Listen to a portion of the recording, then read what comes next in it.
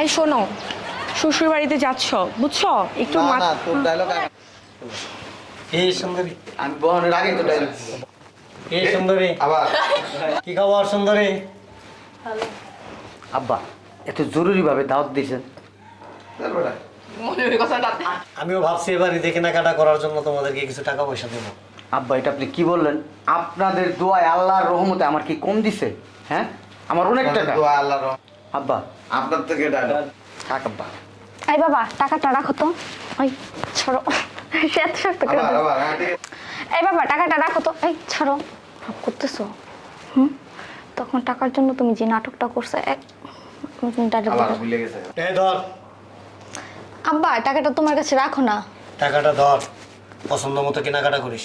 আরে বাবা তো, না না আমি দিয়ে দিতেছি এই তোমার ভাইয়া তো ছেঁচড়া কেন? হ্যাঁ ভাইয়া একটু এমনই একটু মানে মানে রাখলো না এই কথা কই ভাবি চলো ভিতরে ওর ডায়লগ না আমার ডায়লগ না তোমারটা থেকে তোর তো ডায়লগ শেষ হ্যাঁ আব্বাজান ভালো আছেন আপনি?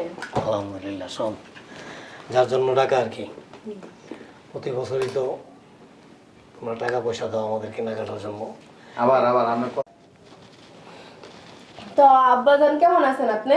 আছে, ভালো আছে। তোর টাকাটা দাও, না না আব্বা এতগুলো টাকা লাগবো না, রেখে দেন। জামাইরে নিয়ে পছন্দ মতো আরে কেনাকাটা। লাগবো না। কি রে মা, কোনো সমস্যা? না মা কোনো সমস্যা না। তো জামার ভিতরে নিয়ে যাও, ফিরে এসো। আচ্ছা আমি একটা কাজ করবো, তুমি আর বাবা ভিতরে যাও, আমি আর না না এই তোমার সমস্যা কি?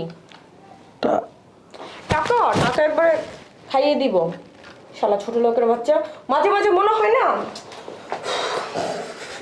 দুলাভাইয়ের সাথে কেমন আচরণ করতেছো? কেমন আচরণ করতেছি মানে? ডাক দিবি তো আব্বু সরি, আব্বু আব্বু দেখো তোমার কোটিপতি জামাই আসছে। কি হয়েছে?